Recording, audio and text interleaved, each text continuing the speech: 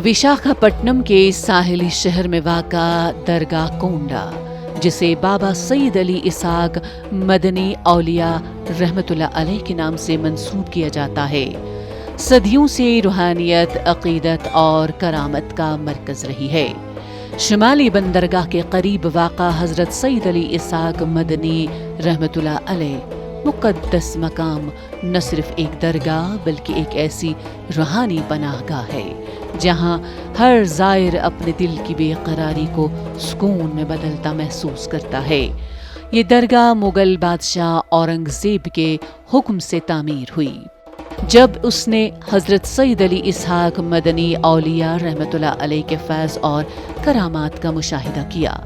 रवायत है कि सईद अली इसहाक मदनी औलिया रहमतुल्लाह अलैह ने अपनी ज़िंदगी खिदमत खल्क, सब्र और इंसान दोस्ती के फ़रोग़ में बसर की और आज उनकी दरगाह इसी पैगाम की अलमबरदार है।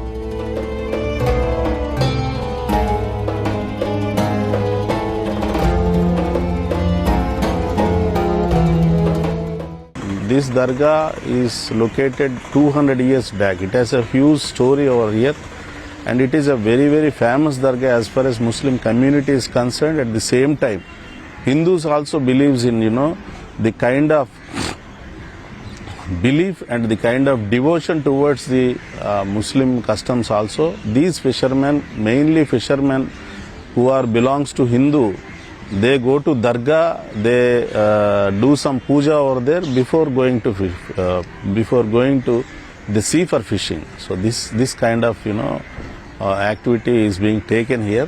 So we can easily say that Hindu Muslim are mingle very friendly here in Visakhapatnam.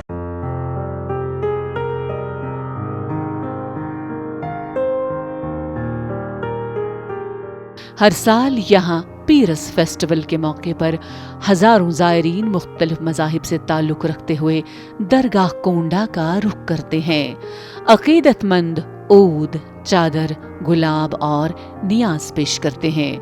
फ़िज़ा में सूफियाना नातों और दरूद की सदाएं गूंजती हैं और लोग सैयद अली इसहाक मदनी औलिया रहमतुल्लाह अलैह के दरबार में दिल के बोझ उतार कर सुबह रूह के साथ लौटते हैं। इस रूहानी इज्तिमा में न सिर्फ मक्कामी अक़ीदतमंद बल्कि दूर दराज से आने वाले सय्याह भी शिरकत करते हैं। हर चेहरा मसरत और अक़ीदत से धमकता है।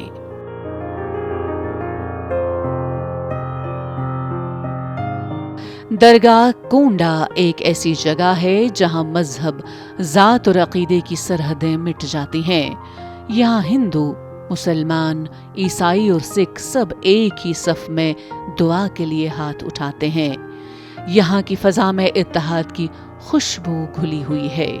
मकामी बाशिंदे इसे फेथ हिल यानी अक़ीदे की पहाड़ी भी कहते हैं, क्योंकि यहाँ आने वाला हर दिल मोहब्बत और भाईचारे के लिए झूम उठता है। ये दरगाह शहर की 3 मुक़द्दस पहाड़ियों में से एक है। बाकी 2 पहाड़ियों पर हिंदू मंदिर और ईसाई गिरजाघर हैं, जो मिलकर हिंदुस्तान की बैनुल मज़ाहिब रवादारी की जिंदा अलामत बन जाती हैं।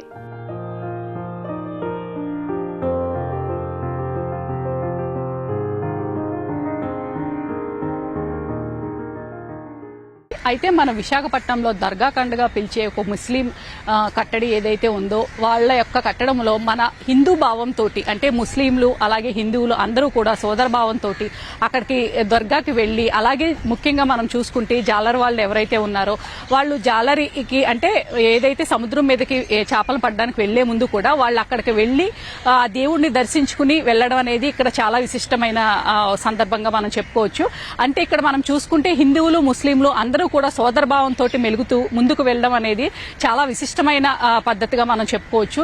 ఇదే విధంగా గనక మనం దేశం మొత్తం గనక కొనసాగగలిగితే హిందూ ముస్లిం వార్లు అనేది, అలాగే హిందూ ముస్లిం మధ్య ఉన్నటువంటి భేదాభిప్రాయాలు తొలగిపోయి ముందుకు వెళ్లే విధంగా ఉంటుందని అనుకుంటున్నాము. అయితే ఇక్కడ ప్రతి ముస్లిము అలాగే హిందువు కూడా ఆ దర్గాకి వెళ్లి దర్శించుకోవడం అనేది చాలా ప్రత్యేకంగా అనిపిస్తూ ఉంది. ముస్లింల హిందువుల్ని ఆహ్వానించడం కూడా ఒక మనం ప్రత్యేకంగా చూసుకోవచ్చు. హిందువులు ఎవరూ కూడా మాకు దర్గాకి ఎందుకు వెళ్ళాలి వెళ్ళాలి ఇలాంటి ఏమీ ఆలోచన లేకుండా భక్తి పరవశంతో అక్కడికి వెళ్ళి ముస్లింలు కూడా దర్శించుకోవడం అనేది మనం చాలా గొప్ప విషయంగా మనం చెప్పుకోవచ్చు. ఇది మన సంస్కృతిలో ఒక భాగంగా కలిసిపోవడం అనేది అందరూ కూడా హర్షించదగ్గ విషయం అని నేను చెప్తున్నాను.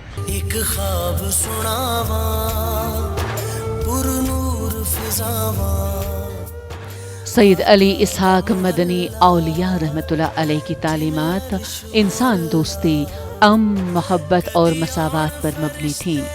आपने फरमाया था कि इंसान अगर अपने दिल को नफरत से पाक कर ले तो वो खुद खुदा का मस्कन बन जाता है.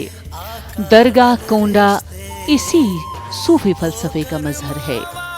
यहाँ इंसानियत को मजहब से ऊपर समझा जाता है. ये दरगाह एक ऐसा इस्तिआरा है जहाँ रूहानियत महज इबादत नहीं बल्कि इंसानियत की खिदमत बन जाती है.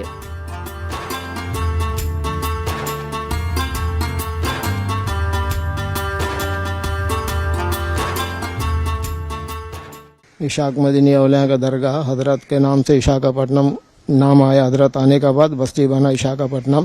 इनके हजरत के नाम से बस्ती का नाम है विशाखापट्टनम. और हजरत मक्का मदीना से आके यहाँ पर पर्दा हुए, यहाँ पर आके पहाड़ के ऊपर में औरंगजेब बादशाह को बशारत हुआ. होने के बाद में औरंगजेब बादशाह ने यहाँ पर आया था. हजरत के साथ सलाम दुआ हुआ. होने के बाद हजरत का हुक्म हुआ दरगाह बनाने का. तो औरंगजेब ने दरगाह तामीर किया. इसको तामीर हो गया 750 साल हुआ दरगाह. हजरत का नाम हजरत सैयद इशाक मदनी औलिया इनका नाम है. इनके नाम से बस्ती का नाम है विशाखापट्टनम. इशाक मदीना दरबार में कोई भी मुरादी लोग आना जाना होते रहता है. फातिहा दरूद होता है. फातिहा दरूद जिनका भी कुछ भी मुराद होने से उनका कामयाबी होता है. उन लोग दरगाह में आना जाना दुआ दरूद करके जाते, सलाम दुआ करके जाते रहते. रमज़ान का महीना आता है. रमज़ान में नमाज होता है ऊपर, तरावी का नमाज वगैरह सब, तो इफ्तारी वगैरह होता है. ये दरबार में ये सब चल रहा है.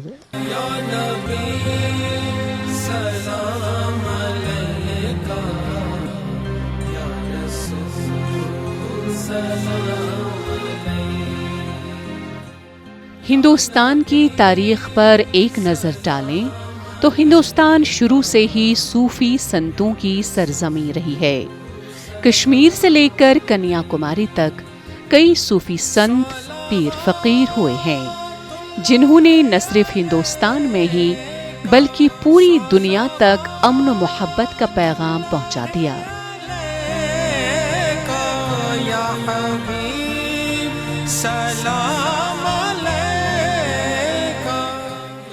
जन्नत बेनज़ीर कश्मीर में सूफी कल्चर फला फूला और जब मुल्क के कोने कोने से यहाँ जियारत के लिए लोग आए तो कई लोग ऐसे आए जिन्होंने सूफियत को अपनाया और चल पड़े अमन और मोहब्बत का पैगाम दुनिया तक पहुँचाने के लिए. ये तसव्वुफ ही है जिसने हिंदुस्तान में हम आहंगी, भाईचारा, मजहबी रवादारी के पैगाम को आम किया.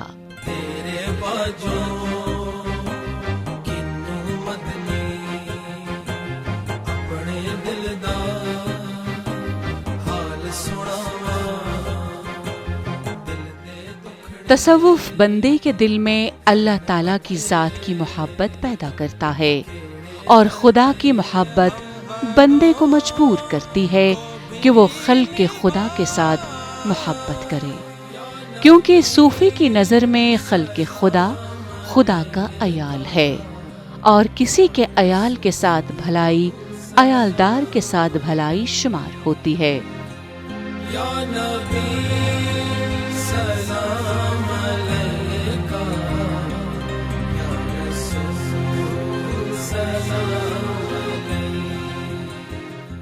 पजर दपान पंजन नटक अपुज दपान लगी रस मोहम्मद रवित इबलीस रटक सुछी विछान खटक कास.